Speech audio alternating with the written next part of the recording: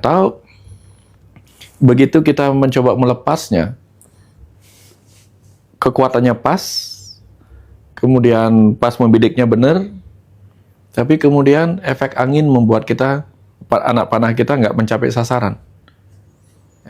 Kenapa tidak tercapai? Karena kita memang butuh latihan lagi untuk melakukannya. Nah, tidak serta-merta begitu kita langsung memanah langsung kena. Enggak. Kita baru selaras antara diri kita dengan anak panah. Tapi kita belum selaras dengan energi-energi lain. Energi angin, energi ini, energi itu, kelembaban udara, dan sebagainya.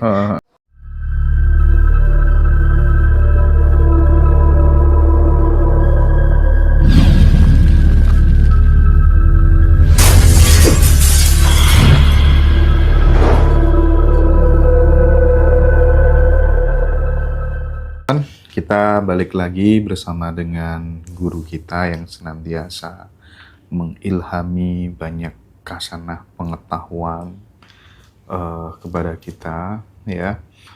Pak Wayan,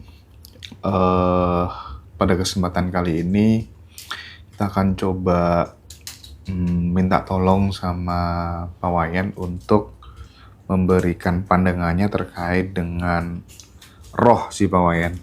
Jadi pertanyaannya gini Pak Wayan, selama ini kan kita menganggap roh itu berada di dalam tubuhnya manusia gitu kan. Nah pertanyaannya, apakah benar bahwa bukan roh yang berada di dalam tubuh, tapi tubuh yang berada di dalam roh? Jika iya, bagaimana cara menyadari dan menghidupi perspektif ini dalam keseharian gitu? Ada ungkapan seperti itu sih Pak, mungkin perlu dielaborasi. Iya. Gini Mas Hendra, roh kalau versi bahasa Arab itu kan sering dikaitkan dengan nafas gitu. Roh itu adalah sesuatu yang dihembuskan. Hembuskan berarti udara, dan karena manusia itu hidup, makhluk itu hidup dengan udara, maka roh itu dianggap sebagai udara atau zat hidup itulah. Tapi kalau kita bicara dalam konteks Hindu, ya, roh itu bisa dikaitkan dengan, atau sang hidup itu dikaitkan dengan Atman. Atman itu percikan Tuhan. Tentu kemudian ketika dia masuk ke dalam tubuh individu, disebutlah dia jiwatman. Artinya Atman yang menjiwai atau memberi hidup kepada makhluk tertentu. Nah, begitu dia menjadi jiwatman atau sesuatu yang memberi hidup kepada makhluk, maka dia ada di dalam makhluk itu. Seperti baterai. Baterai itu energi. Nah, HP tidak bisa hidup tanpa energi, betul. Begitu dia ada sebagai energi, ada sebagai baterai, maka dia ada di dalamnya. Tapi energi sendiri ada di dalam baterai, apa melingkupi di luar HP?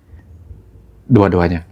Di dalam ada, di luar ada. Di luar juga ada. Di dalam menghidupi, di luar melingkupi. Oke. Jadi hal yang sama terjadi. Di luar melingkupi ya. Ya, hal yang sama terjadi ketika kita bicara tentang roh, tanda petik ya. Roh sebagai atau Atman sebagai kecerdasan semesta. Jadi ada kecerdasan semesta yang memercik menjadi jiwa di dalam tubuh seseorang, makhluk hidup. Maka dia ada di dalamnya. Disebutlah roh individual. Roh alam semesta kecil tubuh manusia. Tapi sebagai roh alam semesta yang lebih besar, dia melingkupi. Maka dia ada di luar. Dari sinilah kemudian ada ajaran sedulur papat yang dikenal sebagai segara tanpa tepi. Dalam konteks segara tanpa tepi itu bermakna bahwa energi itu bagaikan segara tanpa tepi, samudra tak berbatas. Maka dia ada di dalam dan di luar. Ya. Seperti halnya kalau kita melempar spon ke dalam lautan, maka di dalam spon ada air, di luar spon juga ada air. Ya, jadi yang di dalam itu memang meresap ke dalam spon, karena dia meresap kemana-mana, maka di dalam disebutnya air dalam spon, di luar itu disebutnya air samudra. Nah, hal yang sama terjadi pada roh, Mas Hendra. Jadi, roh kita sebagai konteks kecerdasan, sebagai energi, dia ada di dalam diri kita dan juga ada di luar diri kita. Sehingga diri kita sebagai roh, tanda petik ya, roh yang tak berwujud, sebagai energi, dia terkonek kemana-mana. Ketika kita menyakiti orang lain, kita menyakiti diri kita sendiri. Karena secara roh kita terkonek semuanya. Ya. Kemanunggalan roh antara satu makhluk dengan makhluk lainnya. Sehingga agama-agama selalu menyarankan jangan nyakitin orang lain, karena orang lain adalah proyeksi dari diri kita sendiri. Energi apa yang kita pancarkan keluar sebenarnya akan berbalik kepada kita. Kenapa berbalik? Karena itu diri kita. Bayangkan kalau spon itu kita isi dengan cairan warna. Ketika dia masuk ke dalam samudra, maka keluar kemana-mana warna yang ada di dalam spon itu. Pada akhirnya dia juga akan berwarna seperti warna di sekitarnya, begitu. Karena terkonek seperti itu, Mas Hendra. Ya, dapat dibayang, Mas. Iya, oke. Terus ketika kita ngomong soal medan energi itu tadi, Ya. Pak Wayan, bagaimana cara kerjanya medan energi itu gitu? Dan bagaimana pula medan ini bisa membentuk realita fisik serta menarik kejadian-kejadian tertentu di dalam hidup kita. Contoh-contoh. Ya. Kan kadang kita itu sering, Pak Wayan, mengalami pola kejadian yang berulang-ulang gini terus gitu. Nah, itu bagaimana kaitannya sama medan energi tadi? Waktu kecil Mas Hendra pernah main-main dengan magnet, nggak? Pernah? Kita tahu magnet punya kutub. Ya. Kita tahu kutub-kutub magnet menciptakan medan energi. Betul. Energi gravitasi, energi magnet gitu. Terus kalau kita taruh di atas magnet itu kertas, di atas kertas kita taruh pasir atau serpihan besi, Iya. itu kan material. Betul. Ternyata medan magnet itu bisa menggerakkan materi-materi itu, betul nggak? Nah, jadi medan energi bisa menggerakkan material. Karena betapapun juga sudah sering kita bicarakan, materi adalah energi yang memampat. Jadi setiap materi yang kita lihat ini memang sesungguhnya kan 99,99% ruang kosong. Yang mengisi ruang kosong itu sendiri adalah energi yang memampat. Maka semua ini adalah energi. Realita material yang kita lihat ini adalah energi yang sedang bisa menahan laju cahaya sehingga kita bisa melihatnya. Energi yang bisa memantulkan atau menciptakan gelombang energi suara yang membuat kita bisa mendengar. Maka yang kita lihat, kita dengar, kita rasakan ini kan semuanya energi sebenarnya. Makanya hanya dengan tatapan mata itu bisa menimbulkan energi kebencian atau energi cinta, betul nggak? Kalau kita ditatap sama orang yang cantik, muncul energi cinta. Ditatap sama orang yang melotot, muncul energi kebencian. Itu jadi dengan sederhana itu kita mengerti materi itu bisa bertemu satu sama lain. Mau dia bercinta apa berkelahi gara-gara energi cahaya mata. Gitu. Nah, terus gini Pak Wayan, kadang kan goals yang kita inginkan itu tidak terjadi. Itu mungkin bukan karena keinginan yang tidak kuat gitu, tapi karena tidak ada sinkronisasi antara energi, tubuh, dan pikiran, Pak Wayan. Nah, ada dua kemungkinan, atau mungkin ada lebih dari dua. Kita punya goal. Ketika kita menggunakan sebuah kekuatan bentangan panah sudah full ini, ya. Ternyata goalnya sudah kita arahkan benar panahnya. Begitu kita lepas bentangannya, nggak sampai. Kenapa nggak sampai? Padahal sudah sama-sama kuatnya, udah habis lah ini. Ternyata karetnya bukan karet yang kuat. Ya. Jadi dia tidak memberikan energi yang besar pada saat dia melepaskan itu. Jadi bisa energinya yang kendor, walaupun tampaknya sudah full gitu, atau nggak selaras. Tarikannya terlalu kenceng, busurnya nggak kuat, patah. Misalnya apa? Iya kan, kadang-kadang kita cepat patah semangat. Kita ingin membayangkan, aku ingin punya rumah besar dengan nilai 1 M. Setelah itu kita bilang, tapi kayak nggak mungkin deh. Nah itu kita sudah patah duluan. Gitu. Kita sudah patah duluan, rontok sendiri gitu. Atau begitu kita mencoba melepasnya, kekuatannya pas, kemudian pas membidiknya benar, tapi kemudian efek angin membuat anak panah kita nggak mencapai sasaran. Kenapa tidak tercapai? Karena kita memang butuh latihan lagi untuk melakukannya. Nah, tidak serta-merta begitu kita langsung memanah langsung kena. Enggak. Nggih. Kita baru selaras antara diri kita dengan anak panah. Tapi kita belum selaras dengan energi-energi lain. Energi angin, energi ini, energi itu, kelembaban udara dan sebagainya. Jadi kita harus selaras juga dengan energi di luar diri kita, gitu. Ya, kalau sudah demikian, selaras antara di dalam dan di luar, goalnya mungkin lebih cepat tercapai dengan beberapa kali percobaan. Kalau secara konkret, Pak, untuk menyelaraskan antara energi, pikiran, dan tubuh itu tadi apa yang perlu kita lakukan gitu? Kalau kita belum terbiasa memanah, bahkan ketika kita lagi kondisi serius manah aja belum tentu bisa kan. Apalagi kalau kita naik kuda sambil manah, sangat nggak bisa kan gitu. Jadi di awal-awal ketika kita belum terbiasa, tentu kita butuh benar-benar tenang.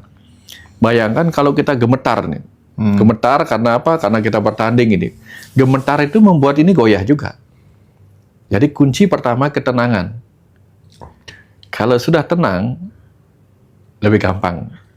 Nah, ketenangan batin itu diraih dalam bentuk meditasi.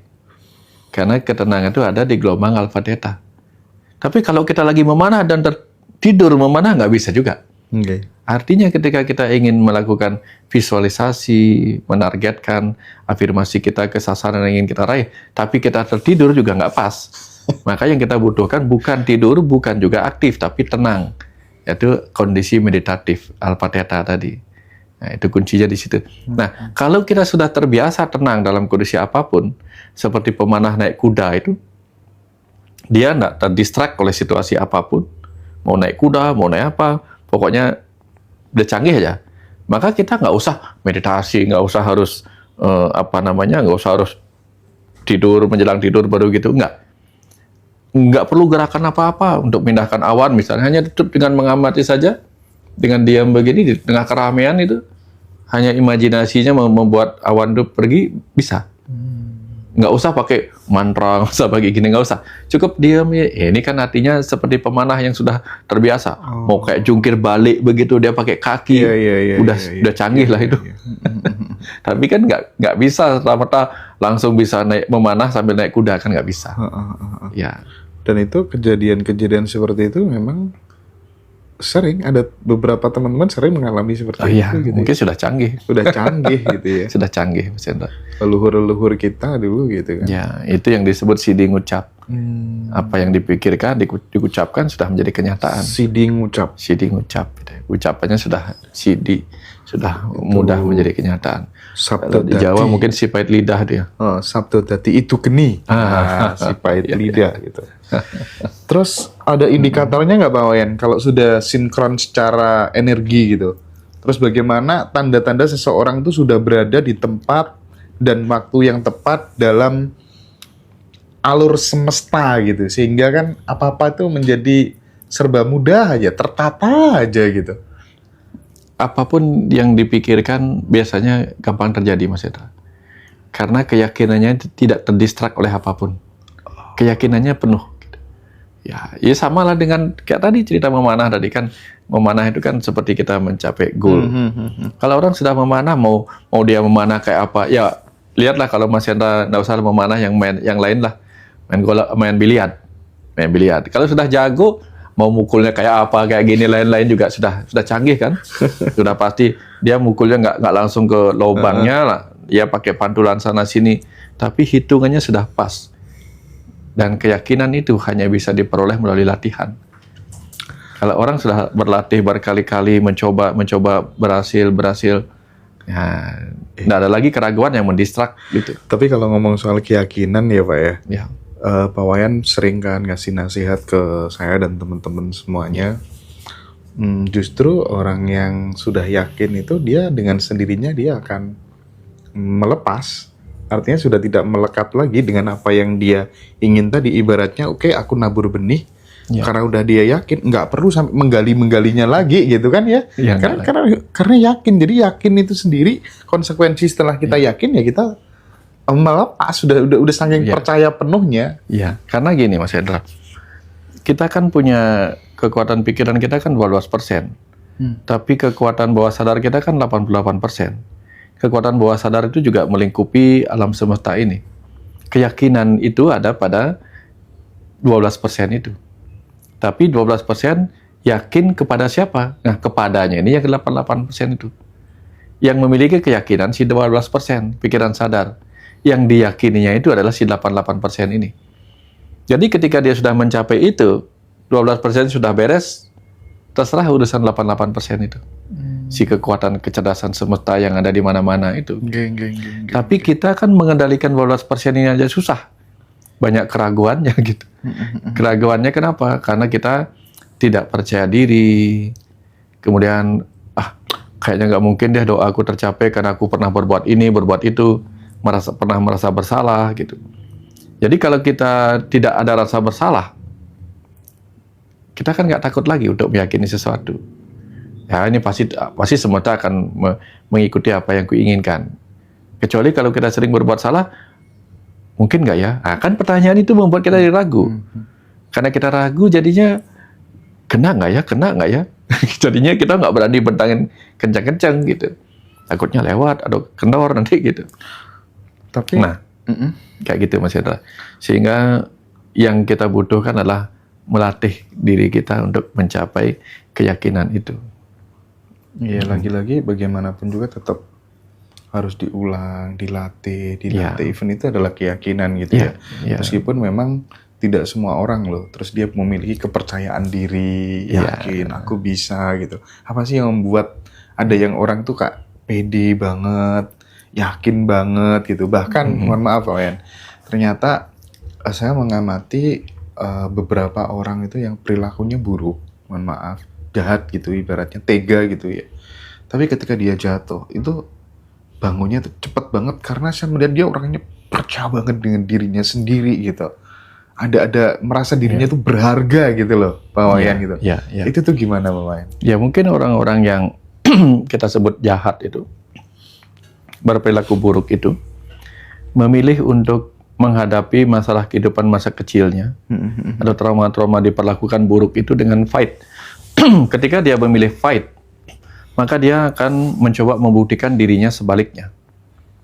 Nah, ketika mereka mengalami berbagai masalah, latihan untuk fight itu lebih bermanfaat buat dia.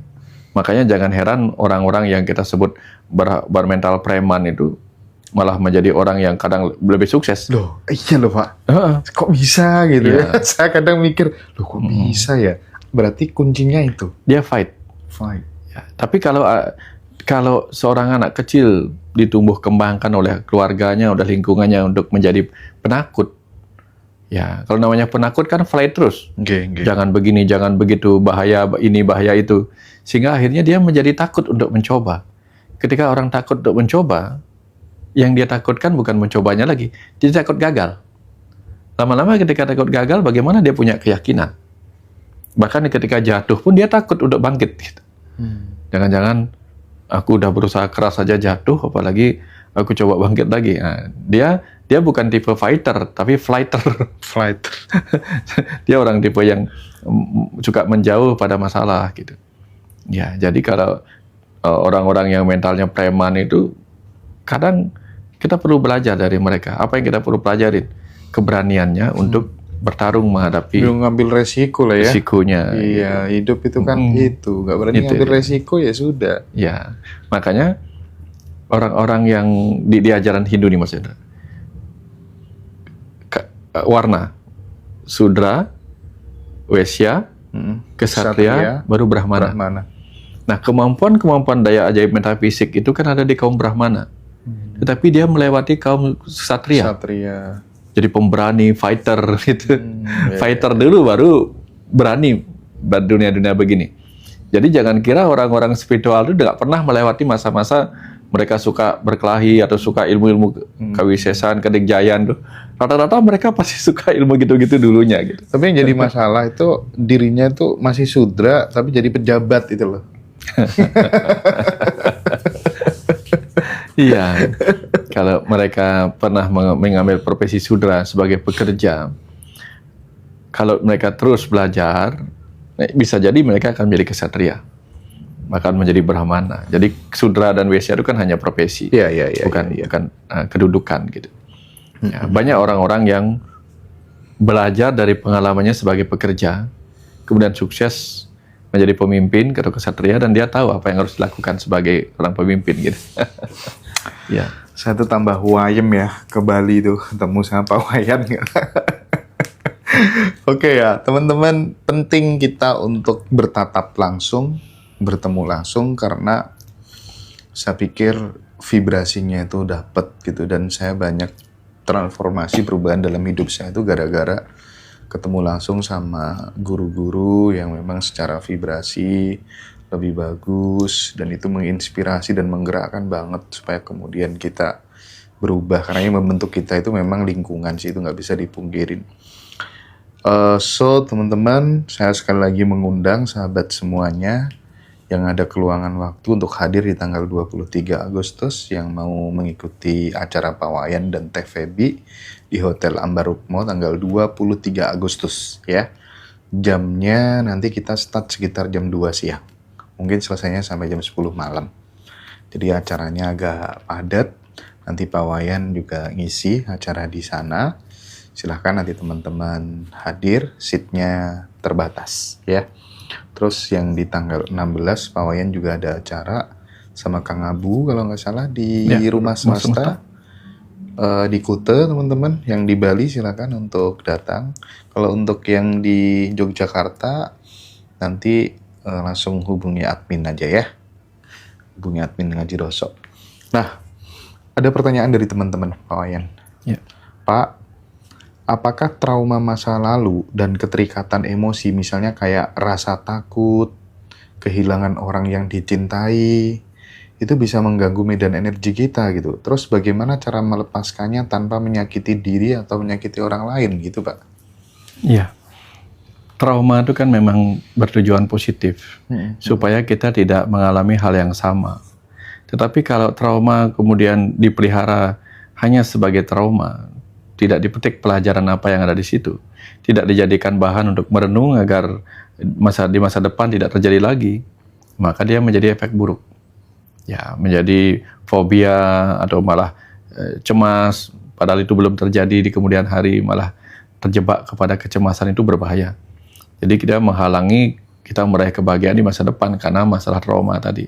Misalnya nih, ada anak kecil trauma melihat orang tuanya bercerai gitu misalnya. Dia menjadi takut untuk memiliki pasangan hidup. Takut seperti kejadian yang ditimpanya, yang menimpa waktu dia masih kecil gitu. Atau dia seorang anak gadis trauma melihat ibunya dipukulin sama bapaknya gitu misalnya. Dia takut cari pasangan, jangan-jangan aku malah ketemu nanti suami yang seperti bapakku gitu. Tapi justru ketika dia takut itu, dan akhirnya takdir membawa dia pada rasa takutnya, energi ketakutannya bermaterialisasi untuk menghadirkan laki-laki yang malah berperilaku seperti yang dia takutkan. Jadi kalau dia tidak diberikan pembelajaran yang kuat untuk bisa melepaskan itu berbahaya. Ya, karena apa? Apa yang ditakuti sejak kecil akan datang. Apa yang diinginkan sejak kecil juga akan datang. Jadi kita perlu belajar mengubah mindsetnya, sehingga dia tidak takut lagi pada hal-hal yang dia tidak inginkan, melainkan menginginkan apa yang dia inginkan gitu. Sing geting bakal nyanding gitu. Kalau orang Jawa. Ya. Tapi betul sih, kadang kita terlalu takut, terlalu over, malah justru kejadian juga sih. Iya. Karena kita mengundang itu. Terus Pak, ya. Mungkin yang perlu dielaborasi lagi, kalau kita menyadari bahwa tubuh itu adalah kendaraan dari medan energi, seberapa penting merawat tubuh secara jasmani dalam perjalanan dalam konteks energi? Iya. Oh ya.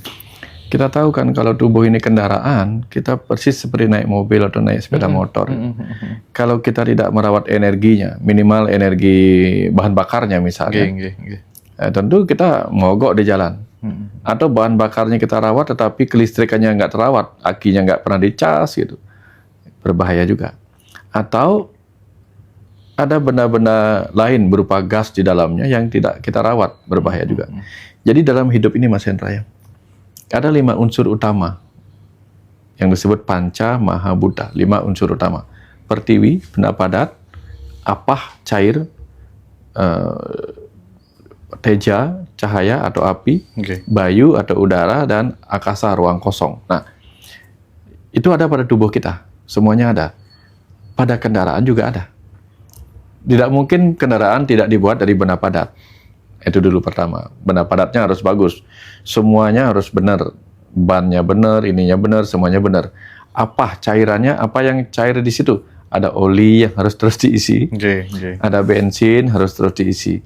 Kemudian teja, pengapian. Kalau pengapian nggak beres, nggak dirawat, berbahaya juga. Udara, kalau udara nggak bagus, karburator, berbahaya juga. Apalagi ban nggak pakai udara. Ya berbahaya juga kan, ban mati.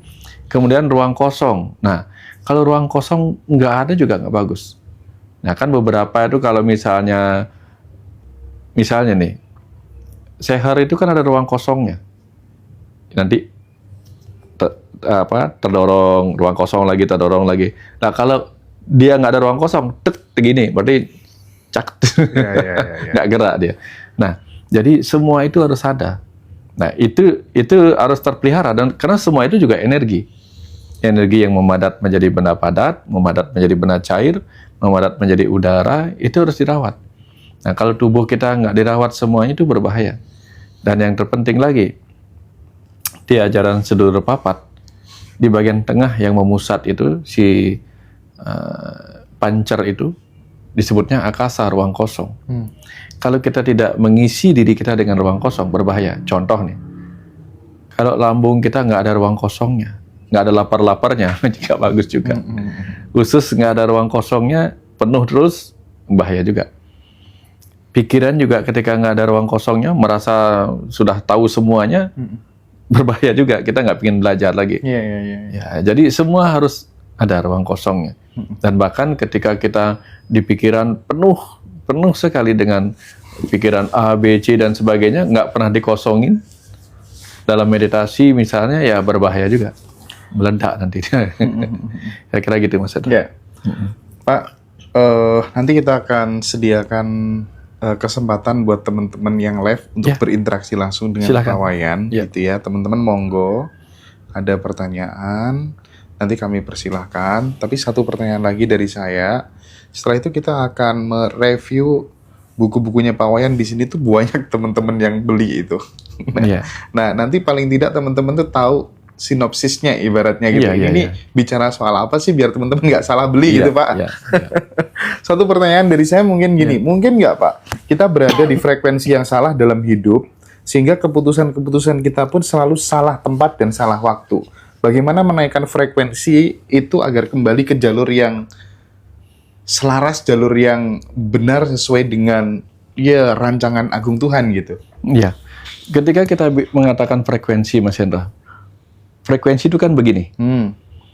Frekuensinya slow, tidur. Kalau frekuensinya kenceng, beta. Kenapa bisa frekuensi kenceng? Karena ada energi yang besar. Energinya besar, maka dia kenceng. Maka kalau kita terlambat makan atau ngantuk, nggak mungkin kita dalam kesadaran penuh energinya.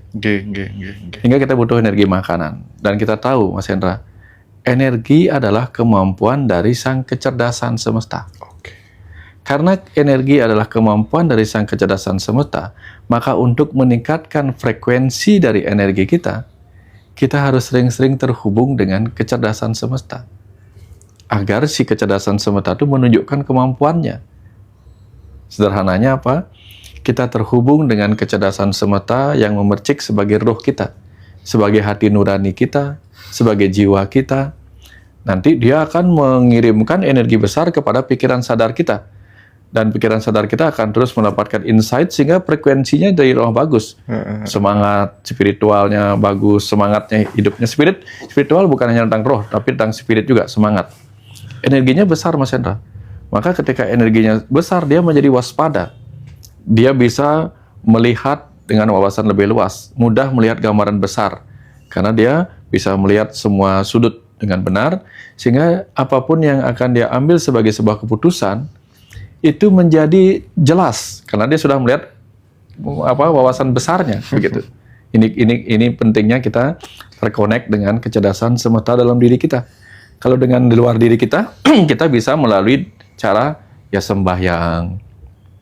Nah, orang-orang dulu itu kan mengajarkan, yang bikin agama itu kan mengajarkan kita itu connect dengan Tuhan sebagai kecerdasan semesta tak terbatas, connect dengan diri kita, hati nurani kita, melalui meditasi, melalui zikir, melalui apapun itu. Itu kan sebenarnya tujuannya itu. Untuk ngecas energi, sehingga gerakannya bagus, maka gelombang pikiran kita mungkin lebih dari beta, menjadi gamma yang sangat waspada dan sangat insightful lah gitu.